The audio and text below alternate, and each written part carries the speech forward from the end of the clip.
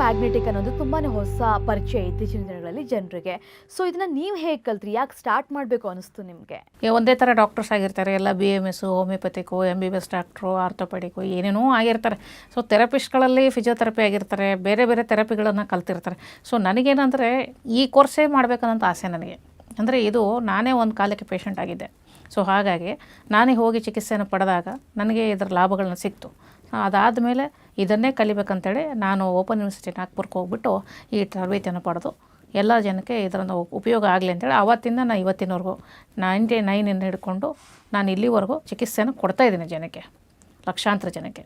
ಅಂದರೆ 99 ನಾನು ಟ್ರೈನಿಂಗ್ ಹೋಗಿದ್ದೆ, 2002ಗೆ ನಂದು ಕಂಪ್ಲೀಟ್ ಆಯಿತು. ಅಲ್ಲಿಂದ ನಾನು ಇಲ್ಲಿವರೆಗೂ 15 ಇಯರ್ಸ್ ಆಯ್ತು. ಈಗ 14 ಇಯರ್ಸ್ ಮುಗಿದು 15 ಇಯರ್ಸ್ ರನ್ನಿಂಗ್ ನಂದು ಇಲ್ಲಿ ನನ್ನ ಚಿಕಿತ್ಸೆ ನಡೀತಿರೋದು ಬೆಂಗಳೂರಲ್ಲಿ.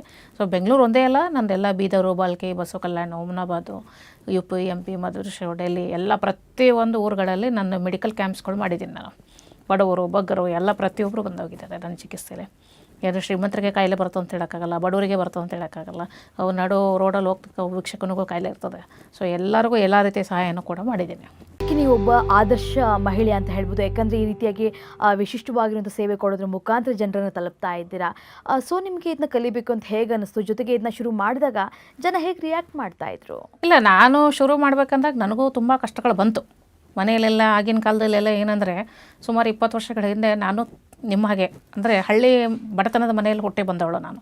ಸೊ ನಮ್ಮ ಮನೆಗೆಲ್ಲ ಅಂದರೆ ಆ ಗಂಡು ಮಕ್ಕಳಿಗೆಲ್ಲ ಏನು ಮುಟ್ಟೋದು, ಅದೇನು ಕೋರ್ಸ್ ಮಾಡೋದು, ಅದೇನು ಕಲಿತೀಯ, ನನಗೂ ಹೊಂದಿದ್ದಾರೆ ತುಂಬ ಜನ. ಯಾಕಂದರೆ ಇನ್ನೊಬ್ಬರು ಶರೀರವನ್ನು ಮುಟ್ಟಿ, ಇನ್ನೊಬ್ಬರ ಕಾಲನ್ನು ಮುಟ್ಟಿ, ಇನ್ನೊಬ್ಬರಿಗೆ ದೇಹವನ್ನು ಟಚ್ ಮಾಡಿ ಚಿಕಿತ್ಸೆನ ಮಾಡಬೇಕಲ್ವ.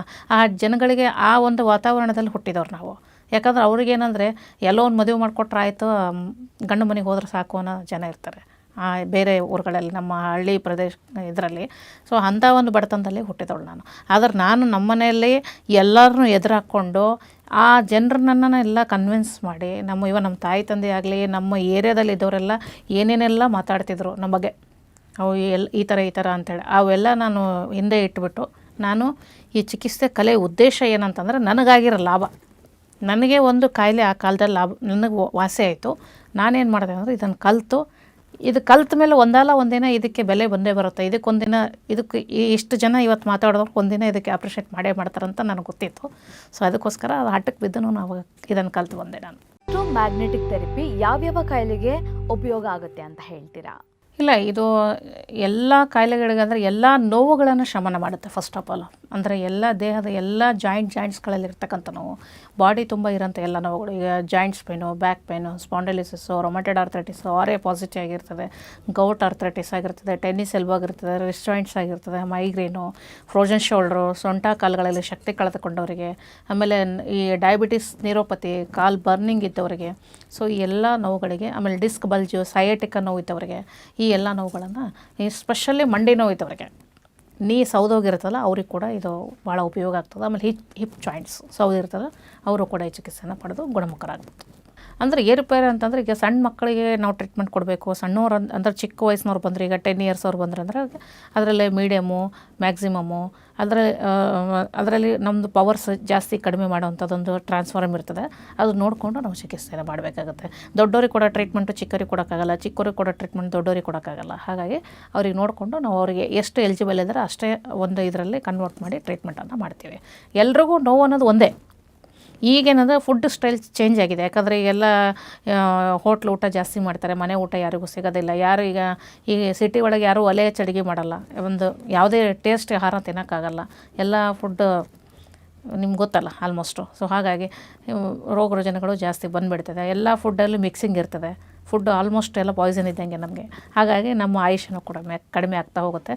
ಎರಡನೇದೇನಪ್ಪ ಅಂತಂದರೆ ಹಳ್ಳಿ ಊರಾಗಿದ್ದವರೆಲ್ಲ 100 ವರ್ಷ ಬದುಕ್ತಾರೆ. ಸಿಟಿ ಒಳಗಿದ್ದವರೆಲ್ಲ 50-60 ವರ್ಷಕ್ಕೆ ಹಾರ್ಟ್ ಅಟ್ಯಾಕ್ ಆಯಿತು, ಅದಾಯಿತು, ಇದಾಯಿತು, ಏನೇನೋ ಒಂದು ಕ್ಯಾನ್ಸರ್ ಆಯಿತು, ಸ್ಟ್ರೋಕ್ ಆಯಿತು, ಇನ್ನೊಂದು ದೇಹದ ಒಂದೊಂದು ಅಂಗಗಳೆಲ್ಲ ಫೇಲ್ ಆಗ್ತಾ ಹೋಗ್ತವೆ.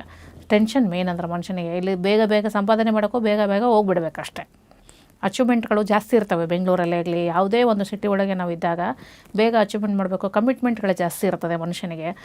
ನಮ್ಗೆ ಅಲ್ಲಿ ಪ್ರಾಬ್ಲಮ್ ಆಗಿದೆ, ಇಲ್ಲಿ ಪ್ರಾಬ್ಲಮ್ ಆಗಿದೆ ಅಂತೇಳಿ ಟೆನ್ಷನ್ ಮಾಡ್ಕೊಂಬಿಟ್ಟು ಹೆವಿ ಒತ್ತಡ ತೊಗೊಂಡು ಏನಾಗ್ತದೆ, ಕೆಲಸ ಏನೋ ಮಾಡ್ತಾರೆ ಅವರು ಟಾರ್ಗೆಟು ರೀಚ್ ಆಗ್ತಾರೆ. ಆದರೆ ಕೊನೆ ಮೂಮೆಂಟಲ್ಲಿ ಏನಾಗ್ತದೆ, ತಾವು ಬದುಕಬೇಕಂದ ಟೈಮಿಗೆ ತಾವು ಸುಖವಾಗಿರಬೇಕು ಒಂದು 4 ವರ್ಷ ಅಂತಾರೆ, ಆ ಟೈಮಿಗೆ ಅವ್ರು ಇರೋಲ್ಲ. ದುಡ್ಡು ಮಾತ್ರ ಇರ್ತದೆ, ಅವ್ರು ಮಾತ್ರ ಇರೋಲ್ಲ. ಸೊ ಹಾಗಾಗಿ ನಾನು ಜನರಿಗೆ ಏನು ಹೇಳೋದನಂದರೆ, ಆ ದುಡ್ಡು ಇರುವಾಗಲೇ ನೀವು ಬಂದುಬಿಟ್ಟು ನೀವು ಅನುಭವಿಸ್ರಿ. ನೀವೇನು ಸಂಪಾದನೆ ಮಾಡ್ತೀರೋ ನಿಮ್ಮ ಆರೋಗ್ಯನ ಕಾಪಾಡಿಕೊಂಡು ನೀವು ಎಷ್ಟು ಕಷ್ಟಪಟ್ಟು ಮಾಡಿರ್ತೀರ ಅದರಲ್ಲಿ ನೀವು ಯಾವಾಗ ಕೆಲಸ ಮುಗೀತು ನಾನು ಇನ್ಮೇಲೆ ಮನೆಗೆ ಇರಬೇಕು ಅಂತಿರಲ್ಲ, ಅವಾಗ ನಿಮಗೆ ಯಾವುದೇ ನೋವು ಬಂದಿದೆ ಅಂತ ಕ್ಷಣ ಮಾತ್ರದಲ್ಲೇ ಬಂದು ನೀವು ಚಿಕಿತ್ಸೆನ ಪಡೆದ್ರೆ ಅಂದರೆ ನೀವು ಎಷ್ಟು ವರ್ಷ ಕೆಲಸ ಮಾಡಿದಿರಲ್ಲ ಮತ್ತು ಅಷ್ಟು ವರ್ಷ ಜಾಸ್ತಿ ಬದುಕ್ಬೋದು ನೀವು. ಇದು ನನ್ನ ಎಕ್ಸ್ಪೀರಿಯೆನ್ಸು.